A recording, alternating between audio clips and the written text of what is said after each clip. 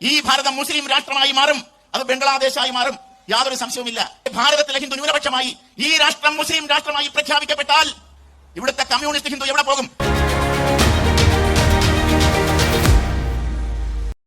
ഒരു ഹിന്ദു സന്യാസി അദ്ദേഹം പറയുകയാണ്, ഭാരതം ഒരു ഇസ്ലാം രാജ്യമാകും, അതിൽ യാതൊരു സംശയമില്ല. ഇങ്ങനെ ഭാരതം ഒരു മുസ്ലിം രാജ്യമായി കഴിഞ്ഞാൽ ഇവിടുത്തെ ഹിന്ദുക്കൾ എവിടേക്ക് പോകുമെന്നാണ് അദ്ദേഹം ചോദിക്കുന്നത്. വളരെ ന്യായമായിട്ടുള്ള ഒരു കാര്യമാണ് അദ്ദേഹം പറഞ്ഞത്. അപ്പോൾ എനിക്കിത് കേട്ടപ്പോൾ എനിക്ക് തോന്നിയത്, നമ്മുടെ കാട്ടുകള്ളൻ വീരപ്പൻ അദ്ദേഹം ആനകളെ വെടിവെക്കരുതെന്ന് പറയുന്ന പോലെ ഇരിക്കുന്നു.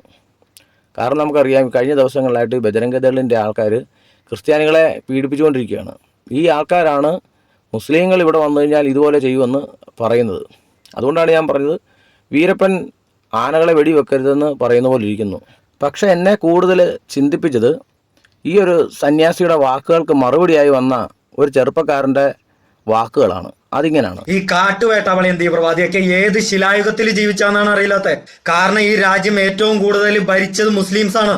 നൂറ്റാണ്ടുകളോളം ഭരിച്ചവരാണ് അവര്. മുഗൾ സാമ്രാജ്യം, ഡൽഹി സുൽത്താനത്ത്, അങ്ങനെ ഒട്ടേറെ സാമ്രാജ്യങ്ങൾ നൂറ്റാണ്ടുകളോളം ഇവിടെ ഭരിച്ചിട്ടുണ്ട്. ബാബർ, അക്ബർ, ഔറംഗസേബ്, അങ്ങനെ ഒട്ടേറെ മുസ്ലിം രാജാക്കന്മാർ ഇവിടെ ഭരിച്ചിട്ടുണ്ട്. നൂറ്റാണ്ടുകളോളം പിന്നിട്ടിട്ടും ഭൂരിപക്ഷം ജനങ്ങൾ ഇന്നും ഭൂരിപക്ഷമായി തന്നെ നിലനിൽക്കുന്നു. ഇദ്ദേഹം പറയുന്നത് ഇന്ത്യ ഏറ്റവും കൂടുതൽ കാലം ഭരിച്ചത് മുസ്ലിം രാജാക്കന്മാരാണ്, മുസ്ലിങ്ങളാണ്. എന്നിട്ടും ഇന്ത്യയിലെ ഹിന്ദുക്കൾ ഇവിടെ ഭൂരിപക്ഷമായി തന്നെ ഇങ്ങനെ തുടർന്നുകൊണ്ടിരിക്കുകയാണ്. അതായത് ഇവിടെ ഈ പറയുന്ന രാജാക്കന്മാരാരും ഹിന്ദുക്കളെ മതം മാറ്റുകയോ അങ്ങനെയുള്ള കാര്യങ്ങളൊന്നും ചെയ്തിട്ടില്ലെന്നാണ് ഇദ്ദേഹം പറയുന്നത്. അപ്പം ഇതിൻ്റെ സത്യാവസ്ഥ നമുക്കൊന്ന് അറിയണ്ടേ. അപ്പോൾ ഇദ്ദേഹം കുറേ ആൾക്കാരുടെ പേരൊക്കെ പറയുന്നുണ്ട്. ബാബർ, അക്ബർ, ഔറംഗസേബ് എന്നൊക്കെ ആൾക്കാരുടെ പേര് പറയുന്നുണ്ട്. അതുപോലെ മുഗളന്മാർ, ഡൽഹി സുൽത്താനത്ത് എന്നൊക്കെ ഇങ്ങനെ ഇയാൾ പറയുന്നുണ്ട്. അപ്പോൾ ഇവരൊക്കെ എങ്ങനെയാണ് ഇന്ത്യയിലേക്ക് കടന്നു വന്നതെന്നാണ് എനിക്ക് ആദ്യം ചോദിക്കാനുള്ളത്. ഏതാണ്ട് ഈ പറയുന്ന ഇസ്ലാം മതം ഇന്ത്യയിൽ ഏതാണ്ട് പൊട്ടിപ്പുറപ്പെട്ട മതമാണോ? ഒന്നുമല്ല. ഇതൊക്കെ ഏതാണ്ട് അറബി ദേശത്തൊക്കെ ഉണ്ടായ മതങ്ങളാണ്. ഇവരെങ്ങനെയാണ് ഇന്ത്യയിലേക്ക് വന്നത്? ഈ പറയുന്ന ആൾക്കാരൊക്കെ ഇന്ത്യയിലേക്ക് വരുമ്പോൾ ഇവരൊക്കെ ഇന്ത്യയോട് ചെയ്ത കൊടും ക്രൂരതകളെപ്പറ്റി ഡോക്ടർ അംബേദ്കർ വളരെ വ്യക്തമായിട്ട് അദ്ദേഹത്തിൻ്റെ പുസ്തകത്തിൽ എഴുതിയിട്ടുണ്ട്. ഇവർ ഇന്ത്യയോട് ചെയ്ത കൊടും ക്രൂരതകളെപ്പറ്റി വ്യക്തമായി അദ്ദേഹം എഴുതിയിട്ടുണ്ട്. അപ്പോൾ ഈ രാജാക്കന്മാരൊക്കെ എങ്ങനെയാണ് ഇന്ത്യ ഭരിച്ചത്? ഏതാണ്ട് ജനാധിപത്യ രീതിയിൽ ഇവരൊക്കെ ഭരിച്ചതാണോ ഇന്ത്യയിൽ? ഒന്നുമല്ല. ഇവരൊക്കെ വെട്ടിപ്പിടിച്ചും യുദ്ധം ചെയ്തൊക്കെയാണ് ഇന്ത്യ കീഴടക്കി ഇവർ ഭരിച്ചത്. അതല്ലാതെ നമ്മളാരും വോട്ട് ചെയ്ത് വിജയിപ്പിച്ച ആൾക്കാരൊന്നുമല്ലേ ഇവർ. അപ്പോൾ ഈ ചെറുപ്പക്കാരൻ്റെ പറച്ചിലൊക്കെ കേട്ട് കഴിഞ്ഞാൽ ഈ ഔറംഗസേബൊക്കെ എന്തൊക്കെയോ വലിയ ഭരണം കാഴ്ചവെച്ച പുള്ളികളാണെന്നാണ് ഇദ്ദേഹം പറഞ്ഞു വെക്കുന്നത്. അപ്പോൾ ആരാണ് ഔറംഗസേബ്? ഔറംഗസേബ് എന്ന് പറയുന്നത് ഇതുപോലെ ക്രൂരനായ ഒരു ഭരണാധികാരി ഇന്ത്യയിൽ ഉണ്ടായിരുന്നില്ല. അതുപോലെ ക്രൂരനായ ഭരണാധികാരിയാണ് ഔറംഗസേബ്. ഔറംഗസേബ് എന്ന് പറയുന്നത് നമ്മുടെ താജ്മഹൽ പണി കഴിപ്പിച്ച ഷാജഹാൻ്റെയും മുംതാസിൻ്റെയൊക്കെ മകനാണ് ഇദ്ദേഹം. അപ്പം 2015 ഡൽഹി നഗരസഭ അവിടെ ഉണ്ടായിരുന്ന ഒരു റോഡിൻ്റെ പേര് ഔറംഗസേബ് റോഡെന്ന് പറയുന്ന റോഡുണ്ട് അവിടെ. അപ്പോൾ ആ റോഡിൻ്റെ പേര് പുനർനാമകരണം ചെയ്യുകയുണ്ടായി ഡൽഹി നഗരസഭ. എന്തിനാണ് അവർ ആ റോഡിൻ്റെ പേര് മാറ്റിയത്? അതായത് ചരിത്രത്തോടുള്ള നീതികേടിന് ഡൽഹി നഗരസഭ പ്രായശ്ചിത്തം ചെയ്തതാണ്. അതായത് ഈ റോഡിൻ്റെ പേര് മാറ്റി പകരം അവർ അബ്ദുൽ കലാം റോഡെന്ന് അതിന് പേരിട്ടു. എന്തിനാണ് അങ്ങനെ പേരിട്ടത്? ചരിത്രത്തോട് നീതി കാണിച്ചാണ് ഡൽഹി നഗരസഭ. അത്രയ്ക്കും മോശം ഭരണം കാഴ്ചവെച്ച ഒരു മനുഷ്യനാണ് ഈ പറയുന്ന ഔറംഗസേബ്. അപ്പോൾ ഇദ്ദേഹം പറയുന്നത്, ഇത്രയും വർഷം ഈ മുസ്ലിം രാജാക്കന്മാർ ഇന്ത്യ ഭരിച്ചിട്ടും ഇന്ത്യയിലെ ജനങ്ങൾ ഇവിടെ ഭൂരിപക്ഷമായിട്ട് തന്നെ തുടരുകയാണ്. അതിൻ്റെ കാരണം വലിയ ചെറുത്തുനിൽപ്പൊക്കെ ഇവിടെ ഉണ്ടായിട്ടുണ്ട്. നിങ്ങൾ ആദ്യം പോയി ചരിത്രം പോയി പഠിക്കണം. പറഞ്ഞു മനസ്സിലായോ? ചരിത്രം പോയി നിങ്ങൾ ആദ്യം പഠിക്കണം. ഇന്ത്യയിൽ ഈ പറഞ്ഞ രാജാക്കന്മാർ ഇന്ത്യയെ വിഴുങ്ങാൻ ശ്രമിച്ചപ്പോൾ ഇവർ സത്യം പറഞ്ഞ ഇവരുടെ ഉരുക്ക് മുഷ്ടി കൊണ്ട് ഇന്ത്യയെ ഭരിക്കാൻ തുണിഞ്ഞിട്ടുള്ള ആൾക്കാരാണ്. പലപ്പോഴും ഇവരുടെ ഭരണ തന്ത്രങ്ങൾ കാരണമാണ്, ഇവരുടെ ഭരണ പിഴവുകൾ കാരണമാണ് ഇവർക്ക് ഇന്ത്യയൊക്കെ വിട്ടുപോകേണ്ട ഈ സാമ്രാജ്യങ്ങളൊക്കെ തകർന്നു പോയത്. ഇവരുടെ കയ്യിൽ നിന്നുണ്ടായിരുന്ന ഈ ഭരണ മാറ്റങ്ങളും ഇവർ ഈ ഉരുക്ക് മുഷ്ടി കൊണ്ട് ഇന്ത്യ ഭരിക്കാനൊക്കെ ഒരുങ്ങിയതിൻ്റെ ഭാഗമായിട്ടാണ് ഇവരെല്ലാം പരാജയപ്പെട്ടു പോയത്. അക്കാലത്ത് വലിയ ചെറുത്തുനിൽപ്പൊക്കെ ഇവിടെ ഉണ്ടായിട്ടുണ്ട്. അതുകൊണ്ടാണ് ഇവർക്ക് ഇന്ത്യ മുഴുവനായിട്ട് വിഴുങ്ങാൻ പറ്റാഞ്ഞത്. വലിയ ചെറുത്തുനിൽപ്പൊക്കെ ഇവിടെ ഉണ്ടായിട്ടുണ്ട്. നിങ്ങൾ ആദ്യം ചരിത്രം പോയി പഠിച്ചിട്ട് ഇതിനൊക്കെ അഭിപ്രായം പറയണമെന്നാണ് ഞാൻ ആദ്യം പറയുന്നത്. അപ്പോൾ ഇദ്ദേഹം പൂർണ്ണമായിട്ട് എനിക്ക് തോന്നുന്നു ഇദ്ദേഹം പറയുന്നത് ഇവിടെ എങ്ങും ഈ പറയുന്ന രാജാക്കന്മാരും ഇവിടെ ഒന്നും ഇന്ത്യയിലുള്ള ജനങ്ങളെ ഈ കൺവേർട്ട് ചെയ്തിട്ടില്ലെന്നുള്ള രീതിയാണ് ഇവർ പറഞ്ഞു വെക്കുന്നത്. അപ്പോൾ നമ്മുടെ കേരളത്തിലേക്ക് വന്നു കഴിഞ്ഞാൽ എന്തുകൊണ്ടാണ് മലപ്പുറം ഇത്രയ്ക്കും ഒരു മുസ്ലിം ഭൂരിപക്ഷമായത്? നമ്മൾ മലപ്പുറത്ത് നോക്കുകയാണെങ്കിൽ ഏതാണ്ട് നമ്മൾ പാകിസ്ഥാനിൽ പോകുന്ന പോലെ ഇരിക്കും, അതുപോലെ മുസ്ലിം ഭൂരിപക്ഷമാണ് അവിടെ.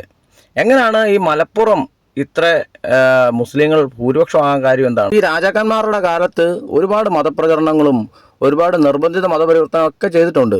ഈ ടിപ്പു സുൽത്താൻ്റെ അപ്പൻ്റെ കാലത്ത്, ടിപ്പു സുൽത്താൻ അല്ല, അദ്ദേഹത്തിൻ്റെ അപ്പൻ്റെ കാലം മുതലേ, അദ്ദേഹത്തിൻ്റെ അപ്പൻ്റെ പേര് ഹൈദർ അലി എന്നാണ്. അദ്ദേഹത്തിൻ്റെ കാലം മുതലേ കേരളത്തിൽ അദ്ദേഹം പടയോട്ടവും അതുപോലെ തന്നെ യുദ്ധമൊക്കെ ചെയ്തിട്ടുണ്ട്. പല രാജാക്കന്മാരും യുദ്ധത്തിൽ തോറ്റുപോയിട്ട് ഇവിടെ അദ്ദേഹത്തിന് കപ്പം കൊടുക്കുകയും വലിയ സ്വർണം നിക്ഷേപങ്ങളൊക്കെ കൊടുക്കുകയും ചെയ്തിട്ടുണ്ട്. പക്ഷേ മലപ്പുറം അന്ന് തോറ്റുപോയി.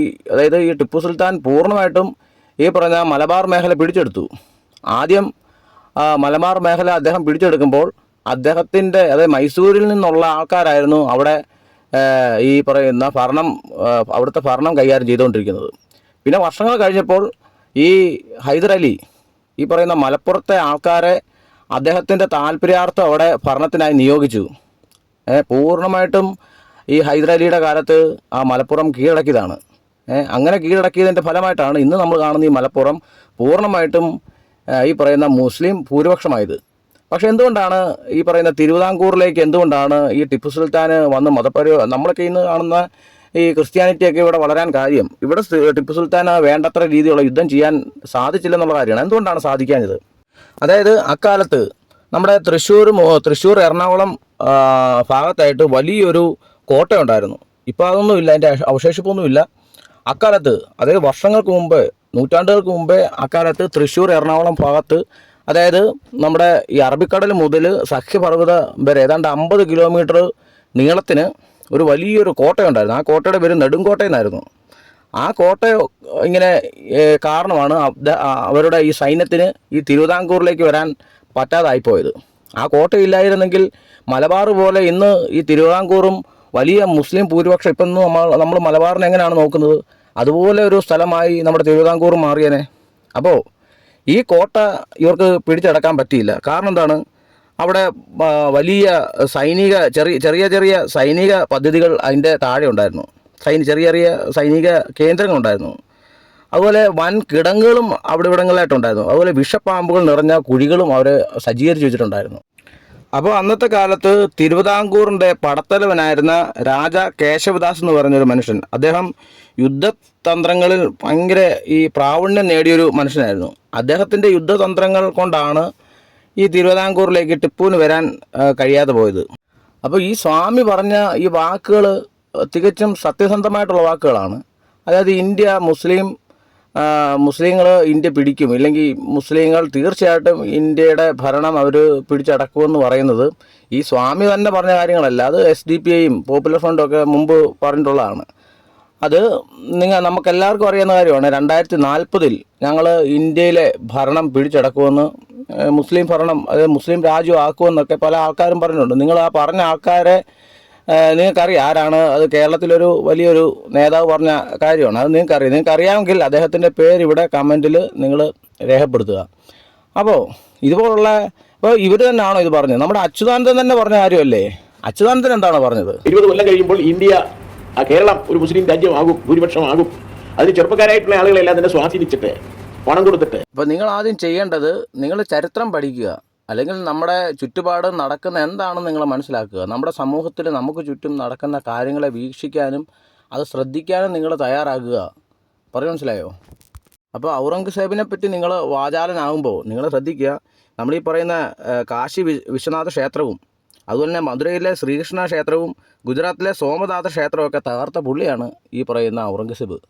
ഇവിടുത്തെ ക്ഷേത്രങ്ങളും, അതുകൊണ്ടാണ് ഞാൻ ആദ്യമേ പറഞ്ഞത്, ഡോക്ടർ അംബേദ്കർ അദ്ദേഹത്തിൻ്റെ ഒരു പുസ്തകത്തിൽ എഴുതിയിരിക്കുന്നത് ഇന്ത്യയോട് കാണിച്ച അനീതി, ഇന്ത്യയോട് കാണിച്ച കൊടും ക്രൂരതകൾ അദ്ദേഹം വിശദീകരിക്കുന്നുണ്ട്. നിങ്ങൾ ആ പുസ്തകങ്ങളൊക്കെ പോയി പഠിക്കണം. പറയാൻ മനസ്സിലായോ?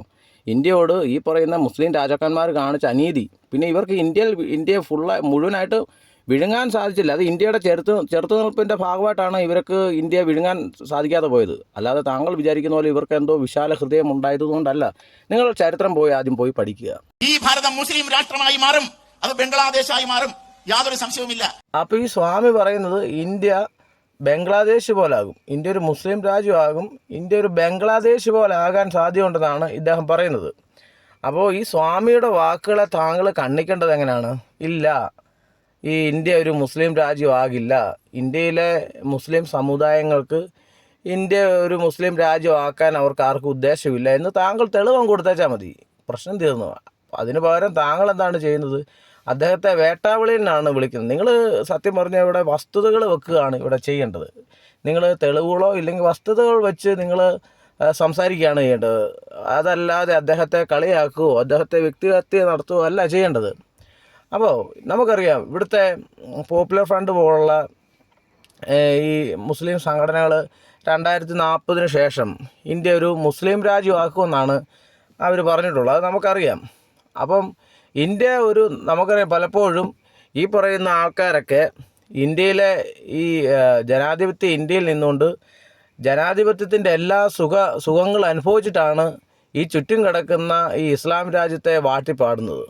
പക്ഷേ ഈ പറയുന്നവരാരും ഈ പറയുന്ന ഈ പാകിസ്ഥാനിലോ ഈ പറയുന്ന അഫ്ഗാനിസ്ഥാനിലോ ഈ പറയുന്ന പോലുള്ള മറ്റ് ഇതര മുസ്ലിം രാജ്യങ്ങളിലൊന്നും അവർ പോകാൻ ഇഷ്ടമില്ലാത്ത ആൾക്കാരാണ്. ഈ അടുത്ത കാലത്ത് ഒരു മാധ്യമപ്രവർത്തകൻ ഒരു വടക്കേന്ത്യയിലാണ് ഒരു ചെറുപ്പക്കാരനോട് ചോദിച്ചു, നിങ്ങൾ ഇത്രത്തോളം ഈ പാകിസ്ഥാനെ സപ്പോർട്ട് ചെയ്യുന്നല്ലോ, എങ്കിൽ നിങ്ങൾ പാകിസ്ഥാനിൽ നിങ്ങൾക്ക് പോകാൻ താല്പര്യമുണ്ടോ എന്ന് ചോദിച്ചപ്പോൾ അദ്ദേഹം പറഞ്ഞു, ഇല്ല, എനിക്ക് പാകിസ്ഥാനിൽ പോകാൻ താല്പര്യമില്ല, എനിക്ക് ഇന്ത്യയിൽ നിന്നാൽ മതി എന്നാണ് പറയുന്നത്. കാരണം ഇന്ത്യയിൽ നിന്നുകൊണ്ട് ഇന്ത്യയിലെ ജനാധിപത്യത്തിൻ്റെ സകല നന്മകളും അനുഭവിച്ചുകൊണ്ടാണ് ഇവർ പലപ്പോഴും ഈ പറയുന്ന ഈ പാകിസ്ഥാനെ വാഴ്ത്തിപ്പാടുന്നത്. അപ്പോൾ ഇന്ത്യ ബംഗ്ലാദേശ് പോലെ ആയാൽ എന്താ കുഴപ്പം? ഇന്ത്യ ബംഗ്ലാദേശ് പോലെ ആയാൽ ഇന്ത്യയിലെ ഈ കാണുന്ന ജനങ്ങൾക്കൊന്നും സ്വാതന്ത്ര്യമൊന്നും കിട്ടുമെന്ന് ഞാൻ വിശ്വസിക്കുന്നില്ല. നമുക്കറിയാം ഇന്ത്യക്ക് ചുറ്റുമുള്ള പല അയൽ രാജ്യങ്ങളുടെയൊക്കെ അവസ്ഥ നമുക്കറിയാം. പാകിസ്ഥാൻ്റെ നമുക്കറിയാം ഇന്ത്യയോട് ചേർന്ന് ഒരു കാലത്ത് ഇന്ത്യയോട് ചേർന്ന് നിന്ന രാജ്യമാണ് പാകിസ്ഥാൻ. എന്നാൽ പാകിസ്ഥാൻ അവർ മുസ്ലിം രാജ്യമായി അവർ മാറിയപ്പോൾ അവരെന്നാൽ മുസ്ലിം മെജോറിറ്റി ഉള്ള ഒരു ജനാധിപത്യ രാജ്യമായി മാറാൻ അവർക്ക് താല്പര്യമില്ലായിരുന്നു. അവർക്ക് ഇസ്ലാമിക ഭരണം ഉള്ള ഒരു രാജ്യത്തോടായിരുന്നു അവർക്ക് താല്പര്യം. അതുപോലെ തന്നെ നമുക്കറിയാം ഈ പറയുന്ന അഫ്ഗാനിസ്ഥാൻ്റെ അവസ്ഥ അറിയാം. അഫ്ഗാനിസ്ഥാനിലൊക്കെ ഏതെങ്കിലും മനുഷ്യന് അവിടെ താമസിക്കാൻ പറ്റും, ഒരു മനുഷ്യന്മാർക്ക് അവിടെ ജീവിക്കാൻ പറ്റും. ഈ അടുത്ത കാലത്തൊരു മലയാളി വ്ളോഗർ അഫ്ഗാനിസ്ഥാനിൽ കൂടി ബൈക്ക് റൈഡ് ചെയ്തുകൊണ്ട് പോകുന്നുണ്ട്. എന്നിട്ട് അദ്ദേഹം അവിടെയുള്ള അഫ്ഗാനിസ്ഥാൻകാരോട് സംസാരിക്കുന്ന വീഡിയോ ഒക്കെ നമ്മൾ കണ്ടതാണ്. അവർ പറയുകയാണ്, എൻ്റെ ആ വ്ളോഗർ ഇങ്ങനെ പറയുകയാണ്, നിങ്ങൾ വിചാരിക്കുന്ന പോലെ അഫ്ഗാനിസ്ഥാൻ അങ്ങനെ പ്രശ്നമുള്ള സ്ഥലമൊന്നുമല്ല, ഇവരെല്ലാവരും മനുഷ്യനെ സ്നേഹിക്കുന്ന ആൾക്കാരാണ്. അപ്പോൾ ഇവരുടെയൊക്കെ മനുഷ്യ സ്നേഹമൊക്കെ അറിയാവുന്നതാണ് ഇവരുടെയൊക്കെ മനുഷ്യ സ്നേഹം. അപ്പോൾ ഈ കാണുന്ന ഈ പാകിസ്ഥാൻ്റെ അഫ്ഗാനിസ്ഥാൻ്റെയൊക്കെ അവസ്ഥ എന്താണ്? അവിടെ ജനങ്ങൾക്ക് വല്ല സ്വാതന്ത്ര്യമുണ്ട്? അവർ സ്ത്രീകളെ എങ്ങനെയാണ് അവർ കാണുന്നത്? ഈ പറയുന്ന ഇറാൻ്റെ അവസ്ഥ നമുക്കറിയാം. ഈ സ്വാമി പറയുന്നത് ഇന്ത്യ ഒരു മുസ്ലിം രാജ്യമാകുമോ എന്ന് അദ്ദേഹം ഭയപ്പെടുന്നതിൽ തെറ്റൊന്നും നമുക്ക് പറയാനില്ല. അങ്ങനെ ആയാൽ നമ്മുടെ ഒന്നും അവസ്ഥ ഇതുപോലെ ആയിരിക്കില്ല. ഇപ്പം നമുക്കറിയാം ഇപ്പം ഈ ഇന്ത്യയിലെ പല ക്രിസ്ത്യൻ ദേവാലയങ്ങളും ഈ പറയുന്ന ബജരംഗ് ദളിൻ്റെ ആൾക്കാർ പൊളിക്കുകയും അവരെ അടിക്കുകയും അവരെ കള്ളക്കേസിലൊക്കെ കൊടുക്കുകയൊക്കെ ചെയ്യുന്നുണ്ട്. അപ്പോൾ ഇത്രയൊക്കെ ഇവർക്കൊക്കെ പറ്റത്തുള്ളൂ. ഞാൻ അവരെ സപ്പോർട്ട് ചെയ്യില്ല. ഞാൻ അവരെ പലപ്പോഴും ബജരംഗ് ദളിൻ്റെ ഈ വീഡിയോ ഒക്കെ കണ്ട് ഒരുപാട് വിമർശിച്ചിട്ടുള്ള ആളാണ്. നമ്മളീ കാണുന്ന ഈ ഹിന്ദു തീവ്രവാദികൾക്ക് മാക്സിമം അവർക്ക് ചെയ്യാൻ പറ്റുന്ന ഇത്രയൊക്കെ തന്നെ ഉള്ളൂ. ഇത് കൂടുതലൊന്നും അവർക്ക് ചെയ്യാൻ പറ്റത്തില്ല. ഇപ്പോൾ 10 വർഷത്തിന് മേളിലായി അവർ ഭരിക്കാൻ തുടങ്ങിയിട്ട്. അപ്പോൾ അവർ ചെയ്യാൻ അവരെ കൊണ്ട് പറ്റുന്നതിൻ്റെ മാക്സിമം ഇതൊക്കെ തന്നെയാണ് ഉള്ളൂ, ഇല്ലെങ്കിൽ ഇതിലും കൂടുതൽ കൂടുമായിരിക്കും. പക്ഷേ നേരെ മറിച്ച് ഈ സ്വാമി പറയുന്നത് പോലെ ഇവിടെ വലിയൊരു ഇസ്ലാം ഭരണമാണെങ്കിൽ തീർച്ചയായിട്ടും നമ്മുടെ എന്താണ് ഉണ്ടാകുന്നത്? നമ്മുടെ അഫ്ഗാനിസ്ഥാനിലെ ഭരണം പോലെയൊക്കെ ആവും. ഇറാനിലെ കാര്യം എന്താണ്? ഇറാനിലൊരു പെൺകുട്ടി, ആ പെൺകുട്ടിയുടെ മുടി അല്പം അവർ ഇട്ടേക്കുന്ന വസ്ത്രത്തിൽ നിന്നും അവർ ഈ പർദ്ദയാണല്ലോ ധരിക്കുന്നത്, ശരീരം മുഴുവൻ മൂടി. അപ്പോൾ അവർ ധരിക്കുന്ന ഈ പർദ്ദയിൽ നിന്നും ഒരല്പം മുടി ഫ്രണ്ടിലോട്ട് കണ്ടു എന്ന പേരിൽ പെൺകുട്ടിയെ കൊല്ലുവാനിടയായി. അപ്പോൾ അതുപോലുള്ളൊരു ഇസ്ലാം ശരീഅത്ത് ഒക്കെ ഇവിടെ വരുമെന്ന് പറയാൻ പറ്റത്തില്ല. ശരീഅത്ത് നിയമങ്ങളൊക്കെ ഇവിടെ വരുമോ ഇല്ലയോ എന്നൊന്നും നമുക്ക് പറയാൻ പറ്റത്തില്ല. അപ്പോൾ നമുക്കറിയാം UK ഇപ്പോൾ ഇസ്ലാമിയ അവിടുത്തെ മെജോറിറ്റി ആയിക്കൊണ്ടിരിക്കുകയാണ്. മുസ്ലിങ്ങൾക്ക് അവിടെ നല്ല ഒരു ഭൂരിപക്ഷം ആയിക്കൊണ്ടിരിക്കുകയാണ്. ഇപ്പം തന്നെ അവർക്ക് അവിടെ എന്താണ് പറയുന്നത്, ഈ ശരീഅത്ത് നിയമമൊക്കെ വേണമെന്ന് പറഞ്ഞുകൊണ്ട് അവർ വലിയ ജാഥയൊക്കെ നടത്തുന്നതൊക്കെ നമുക്കറിയാം. അപ്പം നിങ്ങൾ ഇങ്ങനെ ഈ സ്വാമിയുടെ ഈ ഒരു അഭിപ്രായത്തോട് അഭിപ്രായം പറയുമ്പോൾ ഈ സ്വാമി ഇങ്ങനെ പറയുകയാണ്, ഇതൊരു ഇന്ത്യ ഒരു മുസ്ലിം രാജ്യമാകുമോ എന്ന് ഞാൻ ഭയപ്പെടുന്നു എന്ന് അദ്ദേഹം പറയുമ്പോൾ നിങ്ങൾ അദ്ദേഹത്തെ കളിയാക്കിയിട്ട് കാര്യമില്ല. നിങ്ങൾ അദ്ദേഹത്തെ വേട്ടാവിളിയെന്നോ അദ്ദേഹത്തെ പുച്ഛിക്കുകയോ അദ്ദേഹത്തെ വ്യക്തിഹത്യൊന്നും ചെയ്തിട്ട് ഒരു കാര്യമില്ല. ഇത് അദ്ദേഹം പറയുന്നത് ഇപ്പോൾ സർവ്വസാധാരണയായിട്ടുള്ള എല്ലാ മനുഷ്യരുടെയും ഉള്ളിലുള്ള ഒരു പേടിയാണ്. കാരണം ഇന്ത്യയോട് ചേർന്ന് നടക്കുന്ന പല രാജ്യങ്ങളും ഇന്ന് മുസ്ലിം ഇതുപോലുള്ള തീവ്രവാദികൾ വിഴുങ്ങിക്കൊണ്ടിരിക്കുകയാണ്. ഇവിടെയും അങ്ങനെ ആകുമോ എന്ന് ഭയപ്പെടുന്നു. മനസ്സിലായോ? അപ്പം നിങ്ങൾ കാര്യങ്ങൾ മനസ്സിലാക്കുക, ചുറ്റും നടക്കുന്ന വസ്തുതകളെ കാണുക. നമുക്ക് ചുറ്റും എന്താണ് നടക്കുന്നത്, നമ്മുടെ ചുറ്റും എന്തൊക്കെയാണ് സംഭവിച്ചുകൊണ്ടിരിക്കുന്നത്, നമ്മുടെ ചുറ്റിനും എന്തൊക്കെ മാറ്റങ്ങളാണ് ഇന്ന് നമ്മുടെ സമൂഹത്ത് ഉണ്ടായിക്കൊണ്ടിരിക്കുന്നത് എന്ന് നിങ്ങൾ വീക്ഷിക്കുകയും ശ്രദ്ധിക്കുകയും ചെയ്യുക. നല്ലൊരു കേൾവിക്കാരനാകാൻ നിങ്ങൾ ആദ്യം ശ്രമിക്കുക, ചുറ്റുപാടുകളെ നിരീക്ഷിക്കുക. ഇത്രയാണ് എനിക്ക് നിങ്ങളോട് പറയാനുള്ളത്.